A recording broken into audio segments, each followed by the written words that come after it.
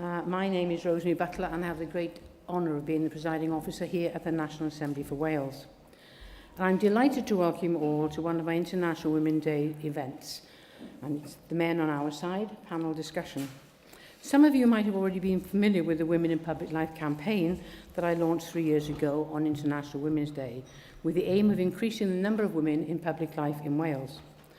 I started by holding a series of seminars across Wales, where panels of women from traditionally male-dominated sectors shared their stories and talked about the obstacles that they had to overcome to climb the career ladder and to be taken seriously in their professions.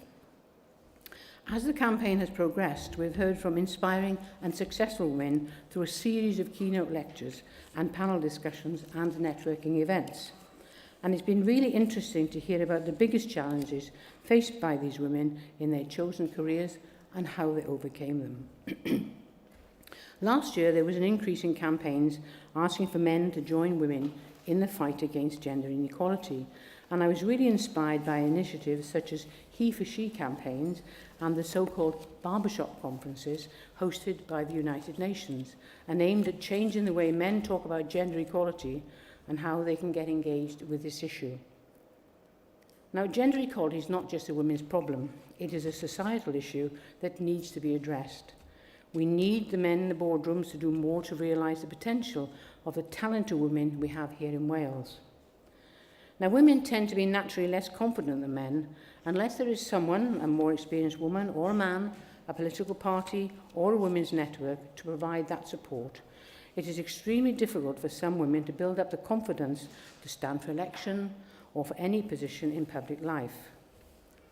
Now, this is a terrible generalisation, gentlemen, but women tend to apply for a job or promotion only when they meet approximately 90% of the qualifications and criteria, whereas men apply when they meet only 50% and they wing the rest. But in studies, men overestimate their abilities and their performance, and women underestimate both. So actually, the performances between the sexes actually do not differ in quality, which is really very interesting. But this is known as the confidence gap, that fact that I think I can't do it and the fact I think I can do it. Now, I'm sure that women in this room will identify with that, but tonight is about strengthening our cause and not, as was suggested to me yesterday, supping with the devil. Sorry about that, but that's what I was told yesterday. I'm very pleased to welcome Chris Green, who is the Director of the White Ribbon Campaign UK, Carl Sargent AM, Minister for Natural Resources, Roger Lewis, Chief Executive of the Welsh Rugby Union, and of course finally our Chair for the evening, Dr Neil Wooding, who is Director of Strategic Planning, Performance and Capability at the Office of National Statistics. I am very pleased to welcome Joyce Watson this evening, who is a member of my Women's Caucus and has been a great campaigner for the White Ribbon campaign and against trafficking, and I do congratulate her on what she's done. So we're hoping more Assembly members will join us later on. But Neil is currently the Executive Lead for Corporate Business Services at the Office of National Statistics in Newport. He has worked at the Welsh Government as the Director of Strategy and Performance, and between 2001 and 2009, he served as the Commissioner for Equality and Human Rights for Wales. Now, one of Neil's passions is social justice and equality, and he has challenged discrimination and mistreatment to improve the lives of men and women across the UK. Gentlemen, I'd like to thank you all very much for accepting this invitation to participate in this panel discussion, and I'm truly grateful to have such switched-on men as part of this event. I do look forward to hearing what you have to say, but I will have to disappear halfway through, I'm afraid, because there's another event over in the Senedd that I have to attend. So to begin the discussion and to introduce the rest of the panel, I'd like to welcome, actually, my friend, Dr Neil Wooding. Neil. Diolch, Rosemary.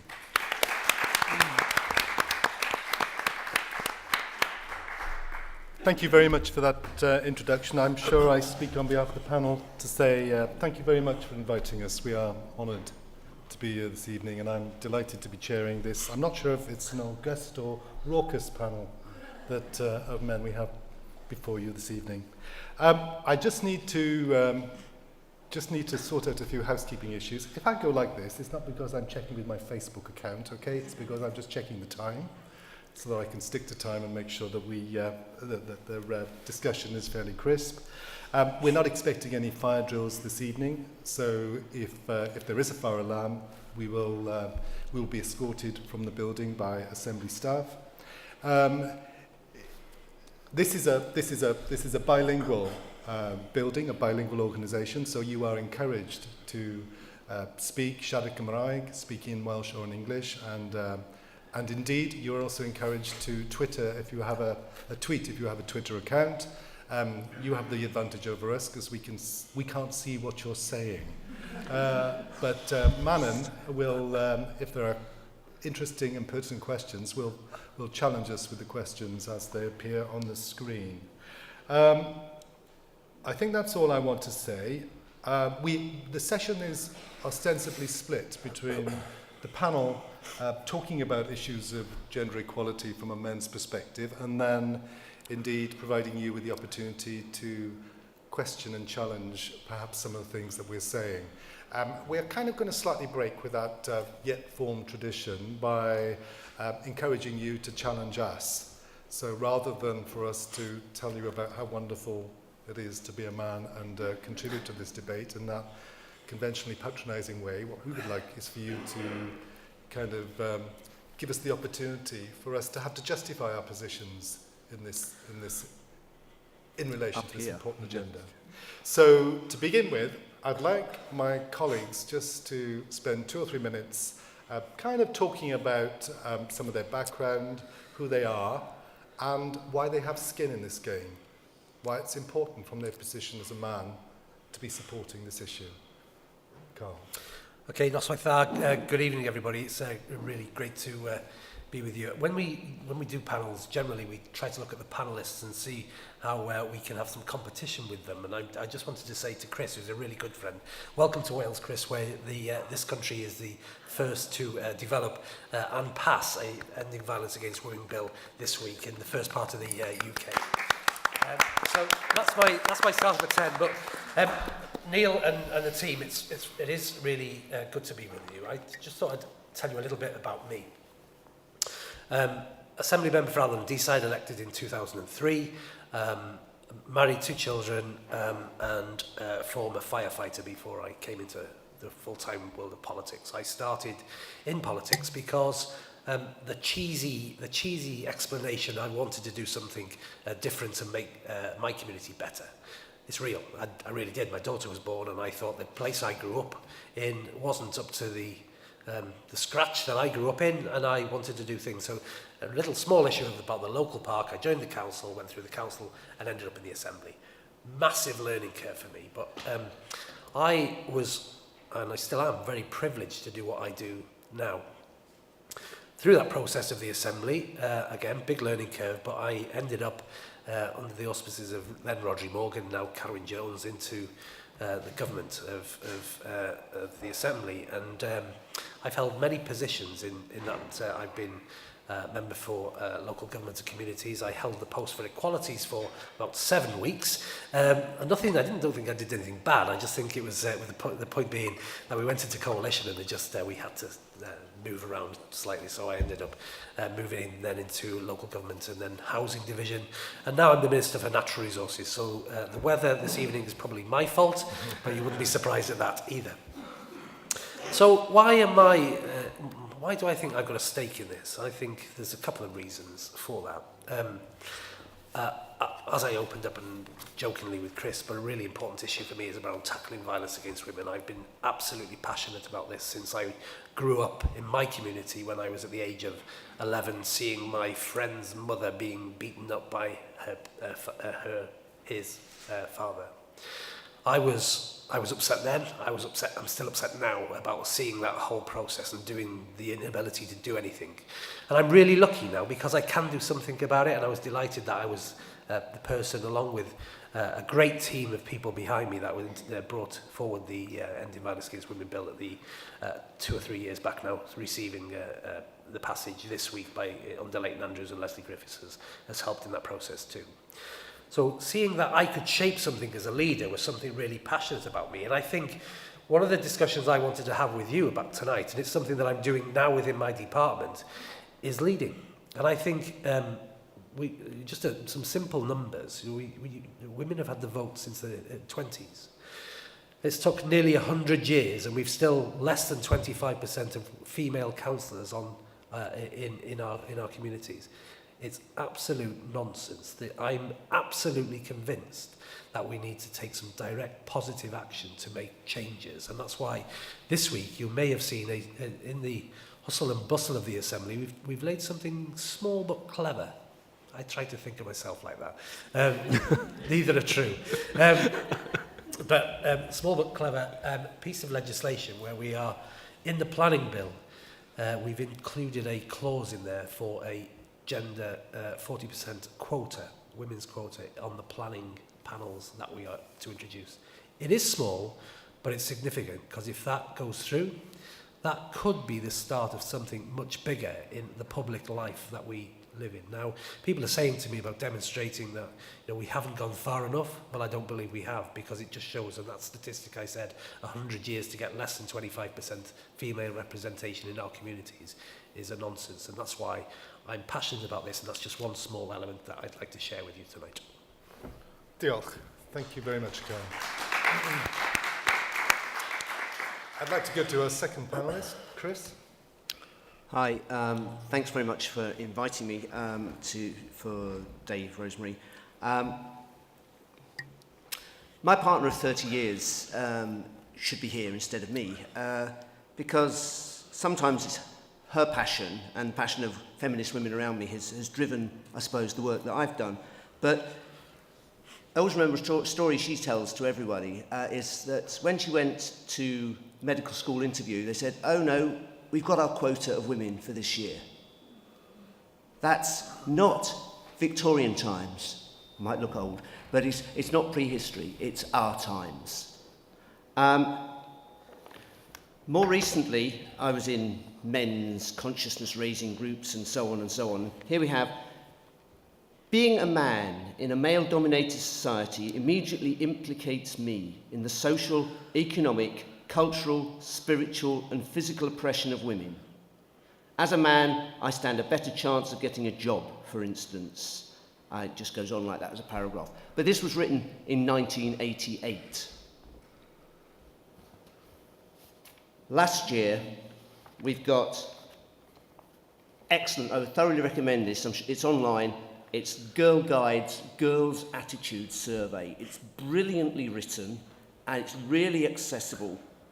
And it's not all 100% depressing. Parts of it are depressing, but parts of it are really exciting and inspiring. But the future is young women.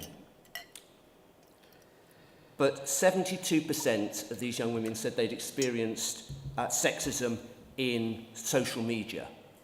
We might not find that particularly surprising. What I find surprising, what I found annoying and outrageous, is that 63% of them said they had experienced sexism at school, college and university. And we've got influence in those areas, and that shouldn't be happening. And finally, from the schools, from this sector, one of them said, "A friend of mine wanted to take mechanics for GCSE, and she was told there were already too many girls in the class, when in fact there were none. And she was told to take childcare instead." I mean, you know, goodness sake. You can see lots more of that sort of stuff. The Everyday Sexism website there's a book as well, but the website is quite challenging enough to read. And I just looked at that on my way down here, and a couple of days ago, somebody was writing that 29 out of 30 girls they knew had experienced groping in school. So those are reasons why we operate White Ribbon Campaign. And just to deal with that one, we have a venues award, which we'd like to try and make much more accessible and usable, because staff in venues say we want our venue to be a safe place. So just by having huge, great posters up saying this sort of behaviour won't be tolerated, would be a start. Training the staff would be another start, because I've got another story about someone complained about it and the bouncer said, well, boys will be boys. So next time this guy groped her, she thumped him. What happened? She got slung out. So, I mean, that's why the staff need training as well. The management need training. But we've had a very good reception to it. But we're just about to appoint someone to work 1 day a week on that campaign. We've got nobody working on it at the moment. It's just sort of a bit of goodwill. Often in White Ribbon Campaign, people say to us, why aren't you doing more? And that's because we agree, we should be doing more. We have 2 part-time staff. I'm not paid, I just do it because I do get to do exciting stuff like this. But I'm a retired academic, and it's more interesting than being an academic. So that's me. I better stop there, otherwise I will overrun. Thank you very much, Chris. And then I'd like to go to Roger. Diolch yn fawr, Neil. Noswaith dda. Good evening, everybody. You might be wondering what on earth the Chief Executive of the Welsh Rugby Union is doing at an event like this. Well, Dame Rosemary asked me, and there was only one answer to that. I suppose my reference point for this evening and my engagement with this as an issue goes back to originally to the late 70s. I actually read music at university, and I graduated in 1976, and then joined a cooperative theatre company. It was called the Avon Touring Theatre Company, based in Bristol. I was living in London and moved to Bristol, kept the flat in London as I was working there. I was the musical director. And between 1976 and 1980, I wrote music for this particular theatre company, also one in Birmingham, and a dance company in Lancaster, and with the Scottish Ballet. But I wrote about 8 shows for the Avon Touring Theatre Company. And it was most probably a pretty defining moment in my life. The director were 2 directors, one amazing woman called Sue Dunderdale, and she's worth Googling to check up on Sue. She had an amazing career. And the other director was Tony Robinson, who later became Baldrick. So bear in mind, this was 1976, 1980. And we were an issues-based company. We were a cooperative. Every single person in the company was paid exactly the same, from the driver of the van to the musical director, myself. And we did some amazing work. And it was an extraordinary time. We were just talking about this in terms of the Equality Act. Was that, what, 1975?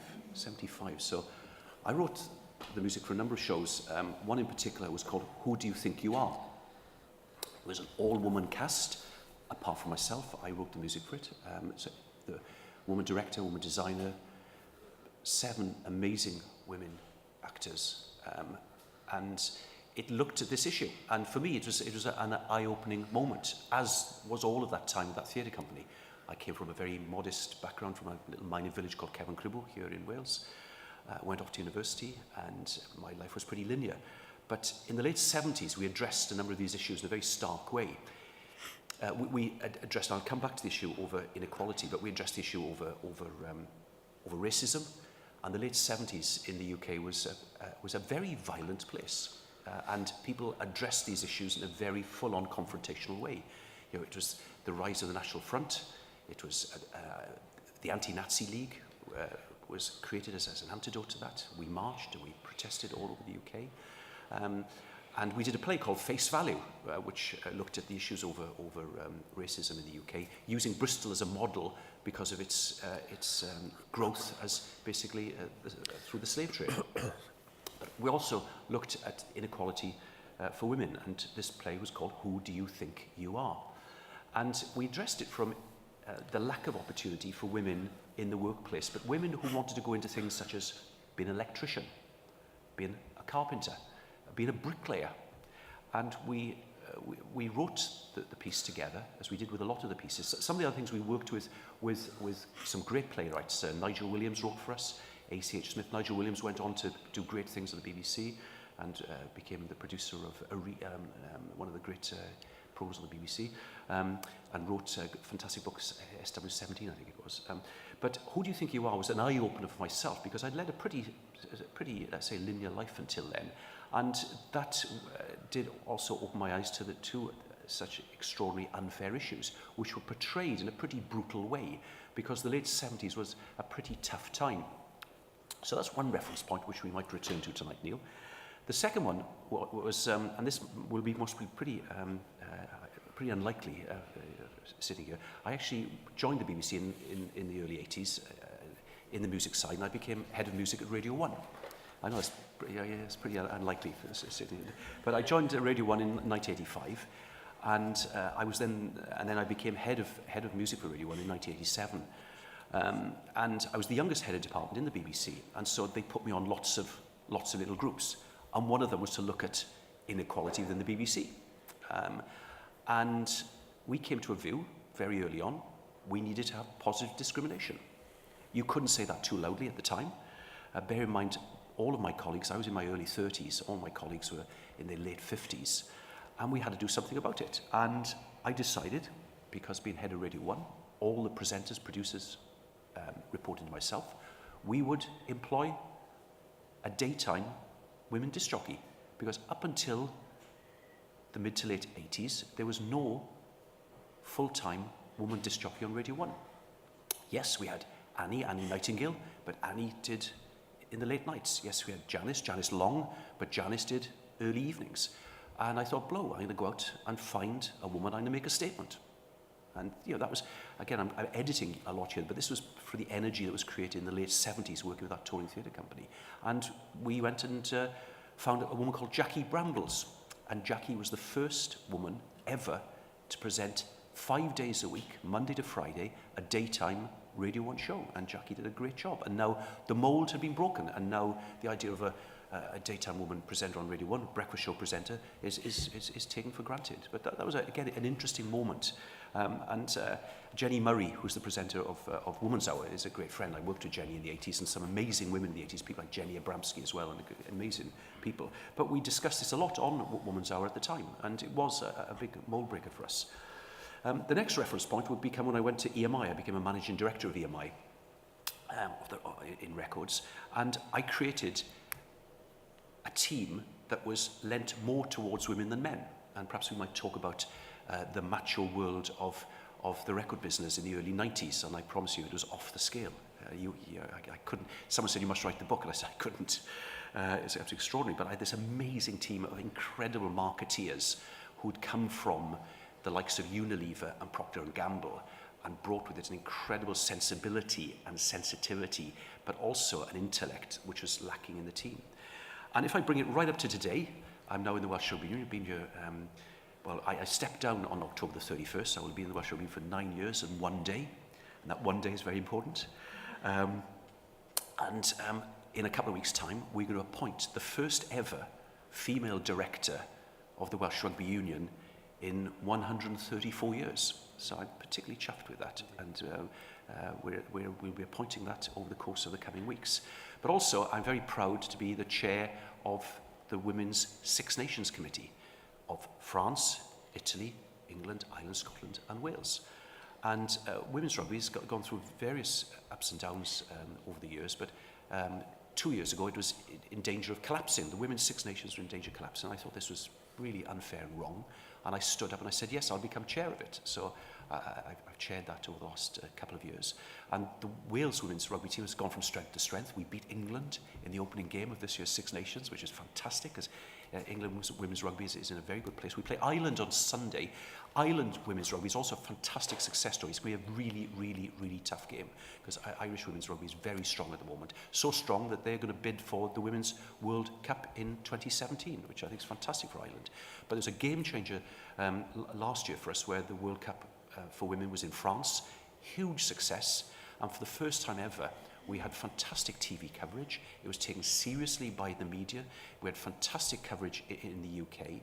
And we will be putting a women's seven-a-side rugby team into the Olympic Games next year in 2016. So that's my little reference points for tonight, Neil, from theatre, music and radio to rugby. Diolch, Roger.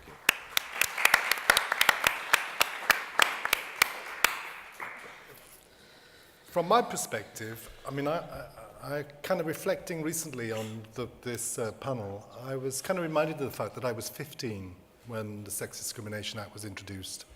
I was in school. It was a powerful time. A year later, we had the Race Relations Act. coming in hot on its tail. And for that period, just as Roger's indicated, it was a powerful, powerful shifting of minds and commitments. And I felt very much part of that era when I was in school, and I was schooled in West Wales. But thinking forward, I'm thinking, well, here we are 40 years later, I'm 55.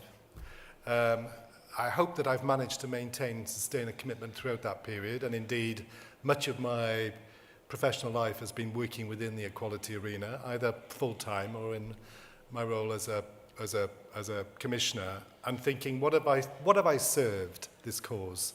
How could I in some way manage to look myself in the eye and think, what have I made? What have I given to this cause that I could be proud of? And sometimes I find it very difficult to think about what has been my contribution. Fundamentally, I've never shifted from the belief that actually we should live in a society that's equal and fair. And I think, like many men, I've struggled to find the space and the place to be able to articulate those issues. More recently, much of my senior team inside my senior civil service role are women. And my observations of that team is that I work with a very bright, very clever, very capable team of women who sometimes find it really hard to play in the playground. That actually, in many ways over the last 40 years, we've solved a number of the issues in terms of the entrance and the gateway into the playground, but actually the game is still a male game, it's still a boys' game. And it's the double dare and kind of the hopscotch and the kind of the games we learn and play inside that space that often I think women find it so difficult to negotiate in. The transaction without trust, the humility without hubris, the kind of belief that actually this is how organizations work. And there is a very strong sense that as men, we have to create a stronger line over what we think, how we think it's important to behave as men. It isn't just about using the power we've got to leverage some of those changes, but it's about fundamentally thinking, how do we change the nature of the game? How do we change the nature of what happens in the playground so that women, of their own volition, enter that playground? Recently, I came across some statistics. Carl's already talked about some of those that impact upon women, and Rosemary definitely did. And the statistic that I came across was that for men, there's a positive correlation between success and likability. For women, there's a negative correlation between success and likability. The more successful women are, the less they are to be liked as part of that process. And women often leave before they leave as a consequence. They often depart that game or that space because actually the cost, the thing they trade most in those circumstances, is often the thing they believe in most, which is themselves in those circumstances. No, I'm not blaming any individual men for that experience. I'm kind of suggesting that our problem is more than mending the plumbing. It's not a technical problem, it's a deep, profound, adaptive problem about how we exist as a species, how we build our relationships with each other. So it's not to be solved in terms of just some of those technical issues that we've put in place over the last 40 years. I remember 20 years ago with Val Feld touring Wales to articulate the argument why it made good economic sense to employ women. It was a profound study. The book was 3 inches thick. It was a pious academic case for why actually giving women jobs was good for business. And I wonder why we're still rehearsing much of those arguments 20 years later. 2 decades later, we still find ourselves trying to use the same rhetoric. It is time for us to find a new language to describe what we try to do as a group of men, but also as a community of men and women trying to make these changes. Recently, my local authority decided that they would develop a leisure cultural trust to cover the city, to kind of start to move responsibility for some of these services into the community. A great idea, in my view, it's about empowering communities to become involved. The trust board was 9 white men and 2 women in a multicultural city in South Wales, where actually there's more women than men in the community. So I approached my local authority, who have been steadfastly silent in this process and not come back. And I approached my MP. And my MP came back 3 weeks later and said, not my responsibility, Neil. A bit like, because they felt they didn't make the decision, that they didn't have a responsibility to find the solution. And that, for me, in many ways, sums up the challenge we face. I think about the major inequalities we experience in gender and realise that we have steadfastly, meticulously, and with relentless endurance created this problem of the millennia. It didn't just happen yesterday. We've been extremely good at creating this problem. And we're going to have to be extremely good at taking the problem away. Thank you.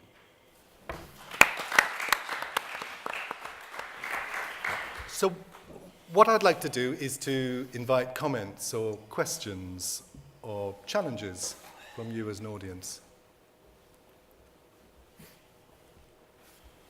Please. Manon. Diolch. Dwi'n mynd i siarad yn Gymraeg nawr. Just need ti weithio yn y box na. Okay, this is a question for Roger Lewis. I think it's very admirable. Oh, sorry, dwi'n siarad Saesneg rwan. Sorry, I've been in a coaching conference all weekend. I don't know what I'm doing. Na I ddechrau eto yn Gymraeg. Okay. Dwi'n meddwl bod hi'n rhagorol bod chi wedi penderfynu penodi dynes yn gyfarwyddwr gyda'r Undeb Rygbi Cymru. Beth dwi'n pryderu amdano fe ydy sut, pa fath o ymateb mae hwn yn mynd i gael gan y miloedd ar filoedd o ddynion sydd yn mynd i falle dweud dydy hi ddim yn deilwng o'r swydd yma. Ac rhywbeth arall hefyd sydd ynghlwm ar holl fusnes o rygbi. So mae yna ddwy ran i'r cwestiwn mewn gwirionedd. Sef yr un cyntaf, sut ydych chi'n teimlo y bydd pobl yn ymateb i gyfarwyddwraig? A'r ail ran yw, mae rygbi, a dwi yn gwthio'r ffiniau fan hyn, yn aml iawn, mae'r ffigurau o drais yn erbyn merched yn mynd i fyny ar ôl gêm rygbi. Dim trais yn erbyn dynion, ond trais yn erbyn merched. So, sut ydych chi'n mynd i fod yn delio gyda'r ddau begwn yna o fod dynes yn rheoli, ond wedyn y pegwn arall fod merched yn cael nhw yw'r ysglyfaeth pan mae dynion yn ymosod ar ferched oherwydd alcohol. Okay. Thank you for that. I'll take them separately if I may. The first one is, what has been so exciting is that the quality of applicants that we received for the position of being a director on the board of the WRU from women has been so strong. We went out to tender for our search consultants, so we didn't just select a search consultant, we had search consultants, we got down to 5 and then 3 presented to us, and we wanted to understand their thinking, their processes, their approach to this, and we chose an international firm of search consultants, but also who had local Welsh knowledge. We're using their senior non-executive director advisor from this company. I'll share the company, it's not a secret, it's Odgers, and as you know, the head of Odgers is Virginia Bottomley. So it's a woman who heads up that company in London, but it's an international company. The candidates are so strong, and it's so exciting. And the reason why I'm confident it's going to work is that you're looking to appoint a non-executive director of a limited company, and that director will have fiduciary responsibilities. And we've drawn up a skill set and a person specification, and the skill set to run a company. We have a modest turnover, we own the stadium as well, but they will need certain skills to be able to manage themselves around the board table, so they will have had experience in running or being involved in the running of large companies who are coming from a professional world, because it is an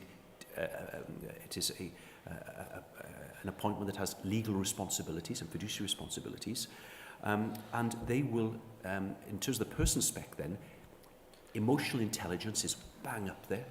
But that would go the same for any NED, any non-executive director, coming into an environment which is highly charged, which is very passionate, which can be quite extreme. But that would be the same qualities you'd be looking for a non-executive director going into many companies who needs to understand the culture. What we're not looking for is someone who is, the key qualities is not someone who is a rugby player. It's not someone who's Welsh either. I was very clear on that. We wanted basically the best person we could for that job. And my goodness me, there are thousands upon thousands upon thousands of great women out there who can do this. And luckily, we've positioned ourselves in a way that those women have put their names forward. So I'm hugely confident they'll be able to do it because they're going to be very smart. They're going to be smart in the technical sense, but smart in the empathetic sense as well.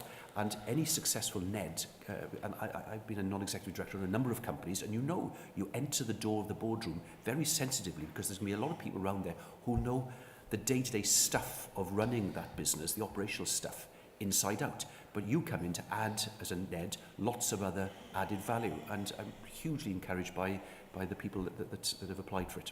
So that's the first one. In terms of the second one, absolutely.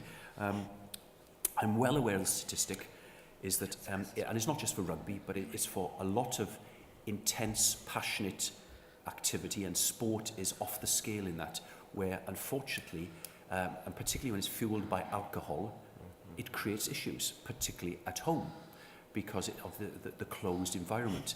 You know, it cannot be achieved, thank God, in a public environment but in a closed domestic environment where there is alcohol and passionate stuff happening, particularly actually, depending on the score as well and the nature of the game, it boils over. And this is something that we are acutely aware of, and we've worked with the White Ribbon campaign. We did the first White Ribbon campaign in 2007. We were one of the first sporting organisations to embrace this, and we worked with the police force on this. And we were very public in our support of this. We were very public in acknowledging the statistics around it. We had a number of players who spoke about this.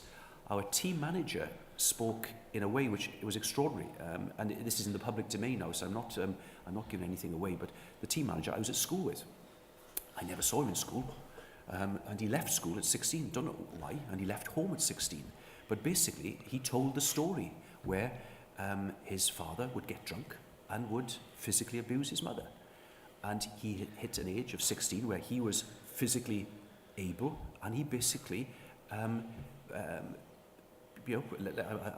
use this in a very direct way, assaulted his father because his father assaulted his mother. And he had enough. And our team manager told the story. And that's why he left home, because his mother said, which is desperately sad, you can't live here anymore because of that dynamic.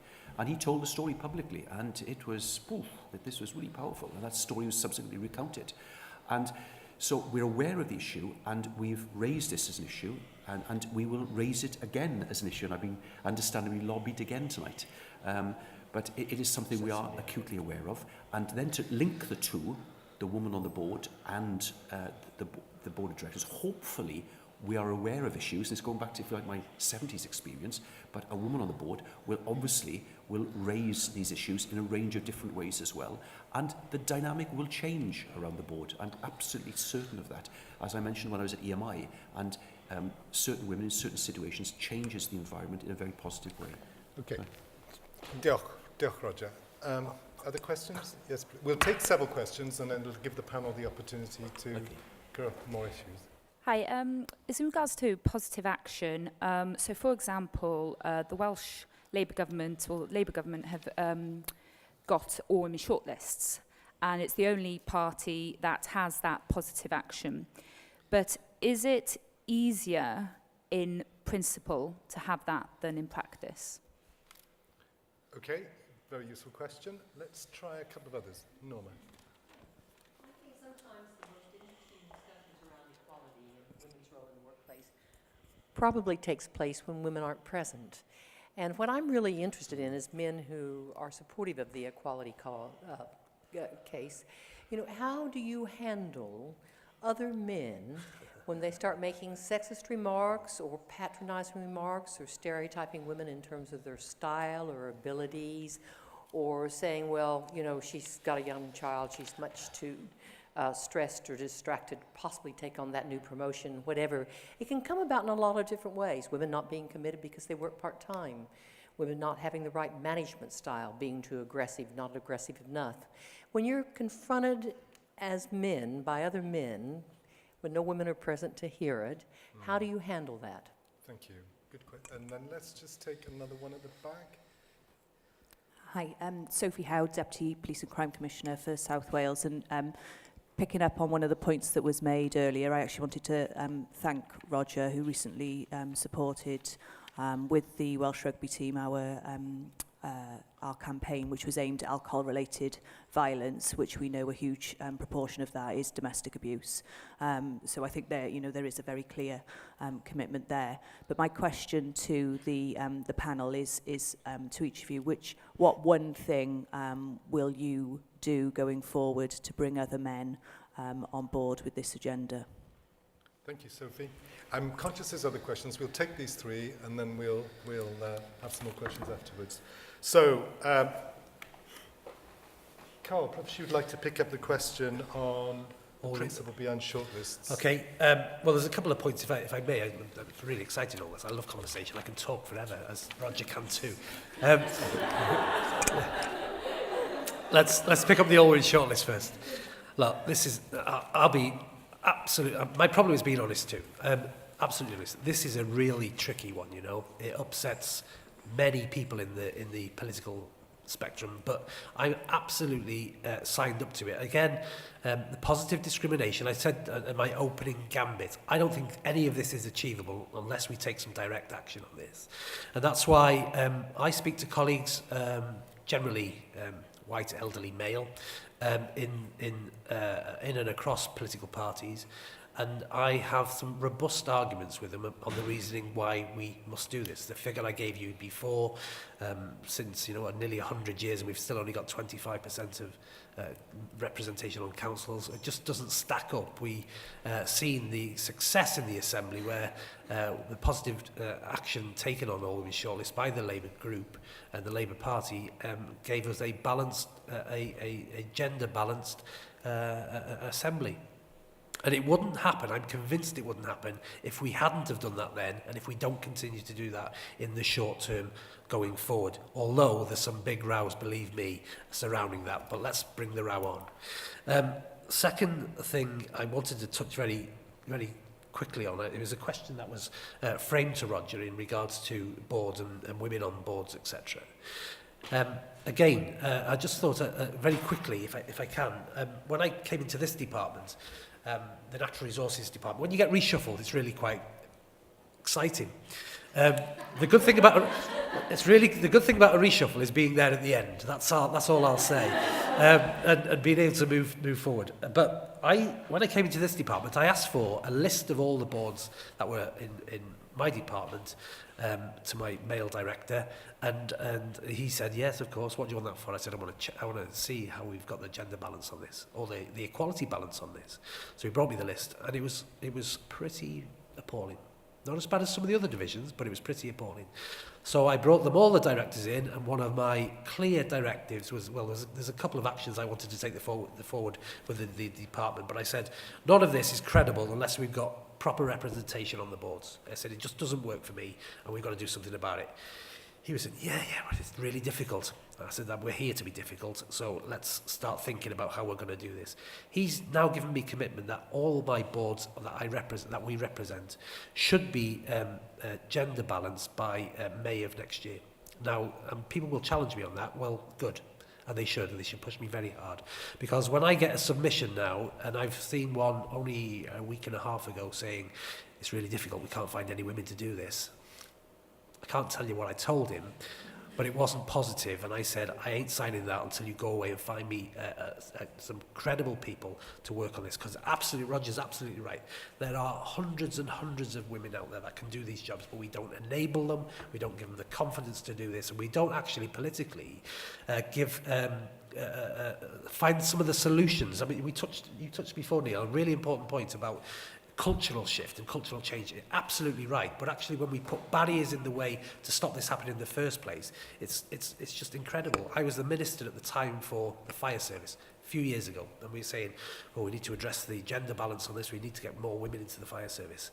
The reason why they wouldn't come in the fire service is because there was only male toilets. That's part of the reason, and that's, you know, we've just got simple things that we've got to do. So when we engaged in our construction plan, unless it was male and female changing facilities, I wouldn't sign that off.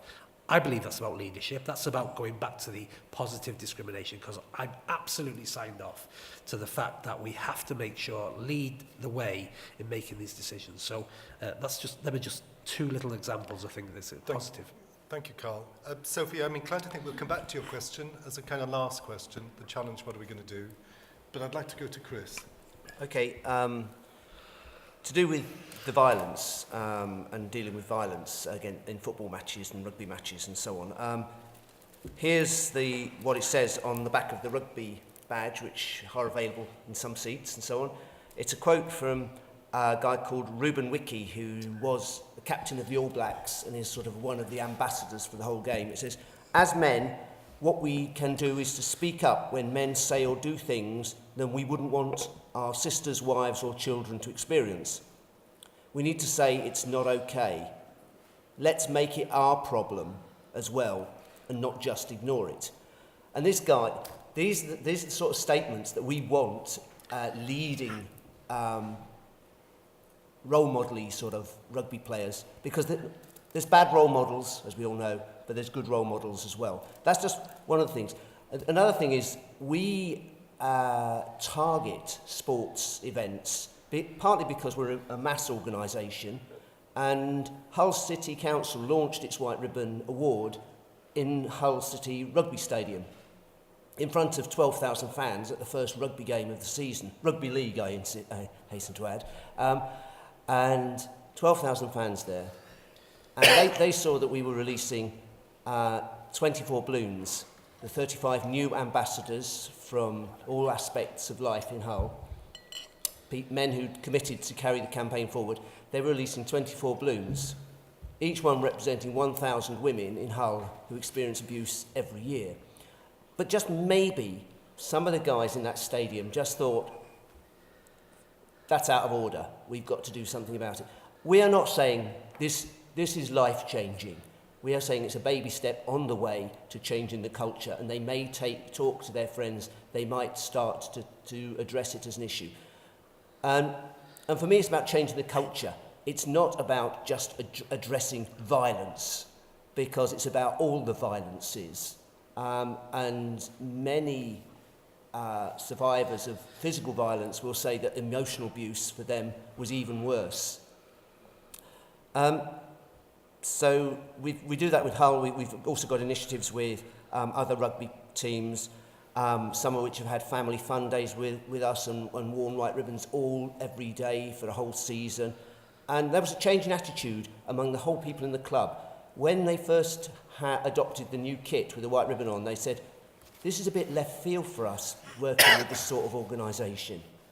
When we came to have the family fun day with them about 3 months later, they'd been working with the local domestic abuse teams, doing education work in the schools, not in a big way, but little by little.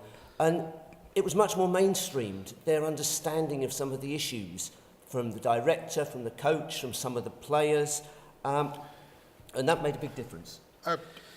That's great, Chris. What I'd like us to do is move on to Norma's question. I'd like to offer us some insight into the strange world of men's conversations,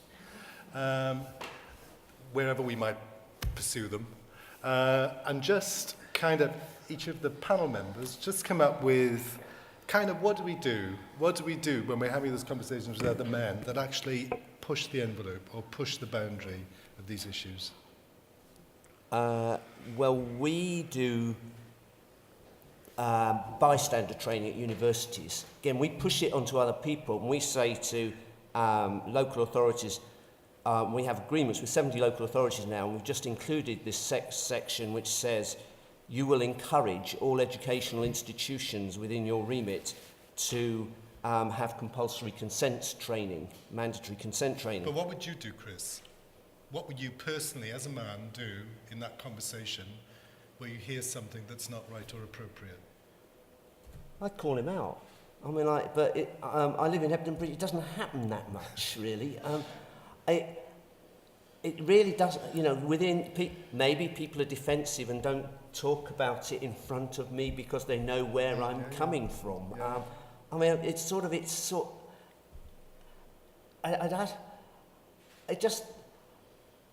what happened last week, a little lad was looking at the window of our offices with some of his mates, and I was deeply depressed by this. It was only a little lad with some other little lads, and we've got some posters in the window, and I heard him,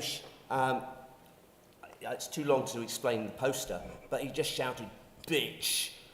And I just thought, oh, goodness sake, you're only about 10 years old. And I would have gone out and had them in the office and sat them down and talked to them, but it would have taken me too long to get round to the front door. But that's what I would have done. But it really doesn't happen. It just doesn't happen in my environment. Okay. Sorry. Okay, guys, before we move on to the questions, your insight into Norma's question. Just to pick up on that last point, unfortunately it does happen to myself because of the environment in which I work. And to answer your question, how do I respond? It depends who said it and where they've said it. And I'll be very upfront. Sometimes I'll go in very, very confrontationally. I was at a meeting recently, and it was a district meeting of many rugby clubs, and there was one very funny and articulate guy, but was making totally inappropriate comments about a female member of my staff. And I decided to go for him. I'm not going to take any prisoners, I'm just going to go for you. And I said, you're a sexist and you're a bully, and you're just picking on this, and you're just a big bully. And I just called him that. And of course, I totally embarrassed him. I wasn't going to give up on him. I thought, I will be. It's not particularly the most diplomatic of styles, and it might not be effective to get him to turn, but it'll certainly put him back in his box and make a point and say where I'm coming from. So it's not particularly smart, and I wouldn't encourage this as the way forward, but I thought that this would be the only way I could get through to this chap, and to embarrass him in front of his peer group. He was a man in his late 60s, but he was a leader in his area, and I thought, no, I'm not going to let him get away with this. Other guys who make the odd comment, I will find perhaps humour to pull it back, but then make the point. Here's an interesting one, true story. It's been recounted. My boss at Radio 1, when Janice Long, if you remember, Janice left Radio 1, he described her, but when she became pregnant, as too mumsy for Radio 1. And I couldn't believe, he said, do you remember this story? It hit the headlines. I couldn't believe it. And I thought, blow, I know what I'll do. I'm in a position of power. I'll go and appoint a daytime woman presenter. And I went and appointed Jackie. I thought, bugger it, I'll do it. And that's what I've done on a number of occasions. What's interesting, and I stop you, Neil, the fantastically encouraging thing is that I do think it's an age thing now, and the younger people I work with, now I'm in my 60s, so the younger people I work with in the Welsh Rugby Union are really across this and have a real sense of equality. My commercial team, there are more women in the commercial team in the WRU than are men, and there's a real sense of team and equality.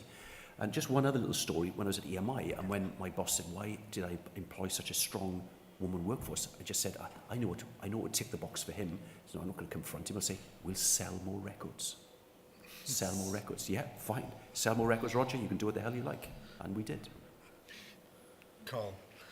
Very quickly, I think there's two aspects to this for me. There's the professional aspect and the social aspect. And I think professionally now, people understand my views very strongly, and I've had some again robust discussions about where I stand on this, and very public discussions. Minister for Housing at one stage, and had an interesting board that was representing a social housing group. That when I said to them, I want you to start looking at your board makeup in order to be more diverse. Look, we can't even get the gender balance right on boards. What chance have we got with the other equality strands? Gee. So the board member, funny enough, elderly white male, said to me, we're not doing that, bugger off. And I said, really? Okay, fine. And they went, that was easy. I said to my team, ring them up and tell them we're stopping their money.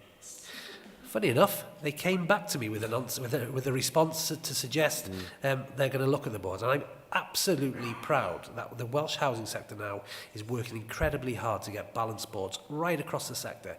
That wasn't by chance. That was by talking to them and saying, look, actually it wasn't that hard of a push. Fantastic teams there, but there was one or two that was stuck in the mud and wouldn't do this. So professionally, people don't tend to challenge me in that space because I'm robust. In terms of social, sorry Neil, I used to be a DJ as well many years ago. Some say a better DJ than a politician, who knows? But the reality is and I worked with 40 guys on nights, so that was entertaining at that point. But I've always been of the mind that we should always challenge this, and people know that I'm offended by things. So my local peers don't ever Sarge easy, don't say that in front of him because he'll bite your head off.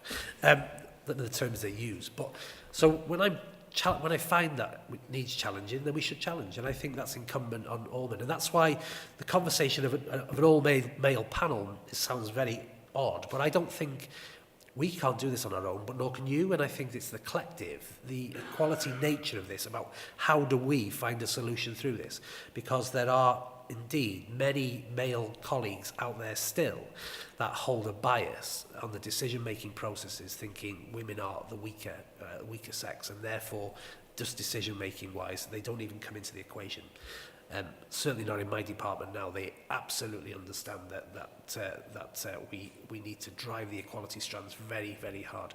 So I challenge it on every occasion. I think one of the difficulties, Norma, is that it's a late question for us, because I suspect we can all remember a time when we did feel we were risking our personal significance to address the issue, and when we had a choice to do that, about being brave or not being brave. And I suspect over the years we've made that choice. And there is something about the fact that eventually you're surrounded, as you indicated, Chris, with people who are fairly like-minded or know when to button their lip in your environment, because actually they're not going to get anywhere. Sorry, Neil, one quick point. Roger mentioned it earlier on about generational issues, and I think there is something in that. And I tend to find that our older members in political parties have a fixed view on this, and which is difficult to shift. I'm incredibly proud of my son. He's 21 coming, and he said that we were at an event, not prompted, knows, I think it's about maybe hopefully upbringing and that whole process. But there was somebody in our company that he overheard a conversation that was going on about a friend of ours, a friend of his, a female friend of his. And he said, well, you can't say that. Just stop. That's not appropriate to say these things. That's a young person just fighting the corner as well. I think absolutely right, because I think young people are starting to get it, whereas some of our older, the older die-in-the-wool type people, it's a really hard fight, this one. So we have to recognise there's still people there that are fixed. We've got to move them, but actually I'm really proud of some of the young people that we've got out there that want to work with us on this. I think there is something, for me, there is something about how do we teach people the language, the words, you know, the kind of phraseology that allow them to communicate something else than what they would have done traditionally. Because I think they imprison people. I think language imprisons people. And I think the more that we can demonstrate, I'm sure your son benefited from knowing that, learning your language around these kinds of issues and your forthright approach to addressing them.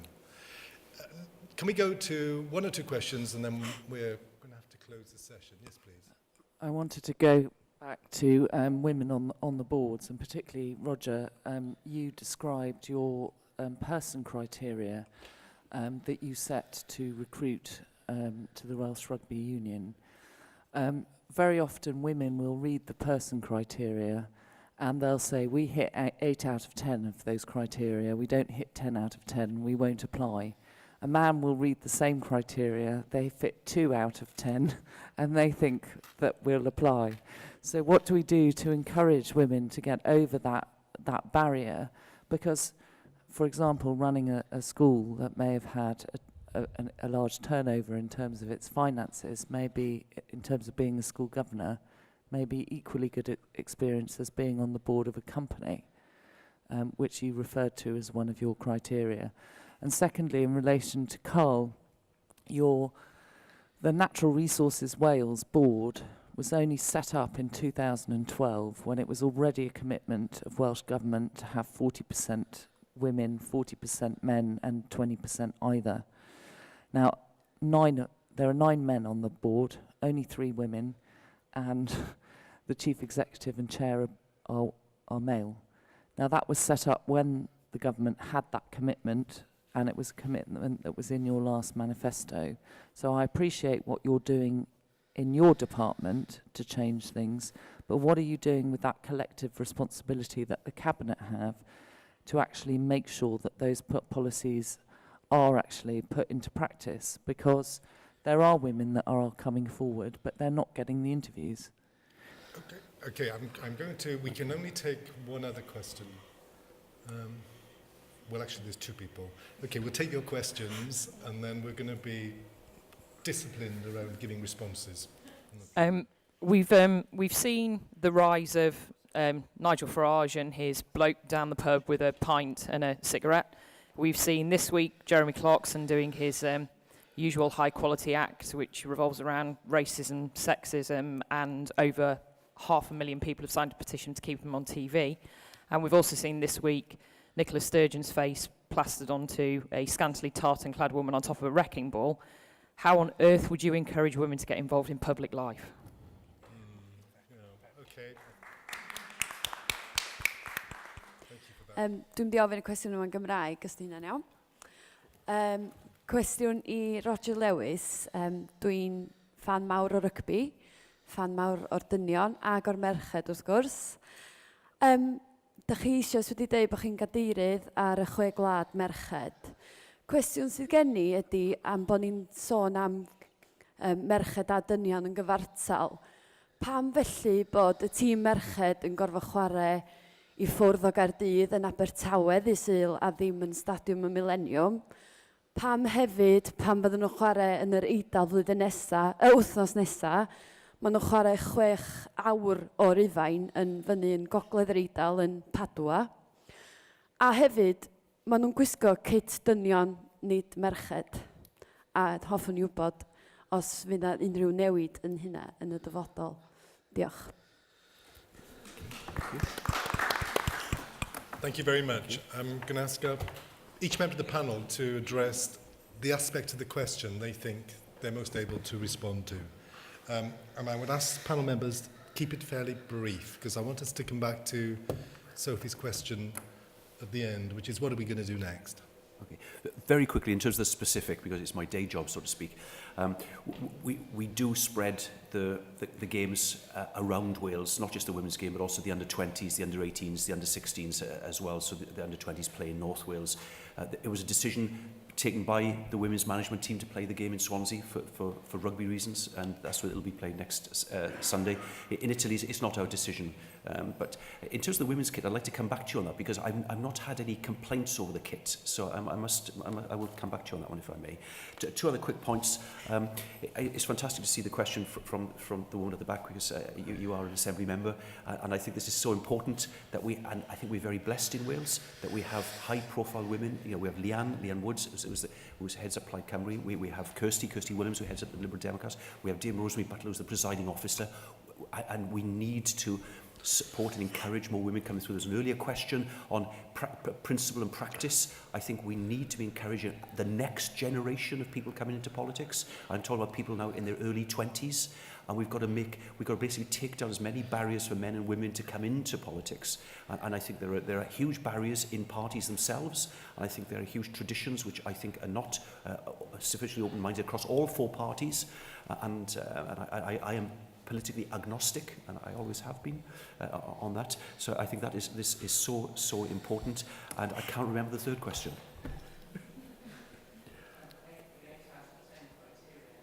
Oh yes, I beg your pardon. No, that's a really good point, and hopefully over the years, in terms of this about looking to recruit people, you cut through the bullshit. Yeah. You know, and you cut through the form that's been written. Right, you cut through the presentation, and you try and get someone, and people I tend to lean towards is people with the right attitude. Because I feel if you can work on skill set, you can work on, but if you've got the right attitude and you've got that relationship, and at the key building block of the ratio 2 was trust and confidence. And if you can engage that trust and confidence, where someone is very honest and open to you in an interview procedure, it doesn't matter about the other things. And if you feel you can work with them and build with them, and you can grow together, that's what I've always gone for. Thank you, Roger. Carl, and then we'll go to Chris. Yep, okay. Antoinette, you were very specific about a board, particularly in relation to the balance there. Let me tell you, I'm incredibly proud that we are the only political party in Wales that it introduces all women shortlist in our selection process. Highly controversial, but it delivers, and we've seen it deliver in the past. I'm incredibly proud that my department currently has 50% men and 50% women in that department. Within my planning directorate, we have 39% and 61% male. Not quite good enough, but nearly there, and we will get there. So I'm very proud of the work we do, but let me just continue on the specific issue of the board. Collective responsibility of the Cabinet is an important one, and we have included in our manifesto a Norwegian-style 40% quota in the manifesto. Again, the only political party that's introduced that. So again, I'll take no lessons off political parties and not trying to introduce politics into here this evening, but I am refreshing the board. The chair of that board has now just finished his term. We have gone out to appointment. Roger's absolutely right. You know the problem with we can't get women to apply because the forms are too bloody complicated. I'm saying to the Public Appointments Department, what on earth are we asking these qualifications for? Actually, we've got really high-skilled, quality individuals out there, but are too scared to pass this because we've got a selective club in Wales that these jobs go to all the time, every time. And quite frankly, I've had enough of that. I've said to my department, we need to shake the whole process of selection up, and I will assure you that the NRW will be balanced, gender balanced, and if I can get other strands of diversity on there as well, that will happen too. And you can hold me to account at any point in the future.